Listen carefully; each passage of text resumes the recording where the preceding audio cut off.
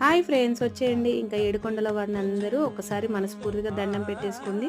ఇంకా ఈరోజైతే పిండి దీపాన్ని అయితే పెట్టేసుకొని పూజ అయితే స్టార్ట్ చేసుకున్నానమాట. స్వామికైతే గంధము కుంకుమ బొట్లు అయితే సమర్పించేసి తర్వాత పూలమాలనైతే ఇలా నా చేతోనైతే స్వయంగా చేసి కట్టానండి. దేవుడికైతే మాలను వేశానమాట.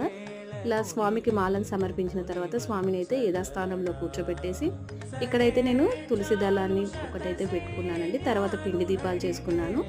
ఇంకా పిండి దీపంలో ఆవు నెయ్యి వేసి 7 వత్తులు కలిపి ఒక వత్తుగా వేసి తర్వాత అయితే ఇక్కడ దీపారాధన అయితే చేసేసుకున్నానండి. ఇంకా నైవేద్యం కింద అయితే పానకం చేశాను. పానకంలో తులసి దళాన్ని వేశానమాట. తర్వాత వడపప్పు బెల్లము అలాగే హల్వా చేసుకున్నాను. తర్వాత స్వామివారికి తాంబూలం సమర్పించి గోవిందనామాలు చదువుకొని తర్వాత అక్షంతలు వేసుకొని ఇంకా టెంకాయ కొట్టేసి స్వామివారికి అయితే ఒకసారి హారతి ఇచ్చి ధూపం దీపం నైవేద్యం అన్ని సమర్పించి ఇలా మనసారా అయితే ఒకసారి స్వామిని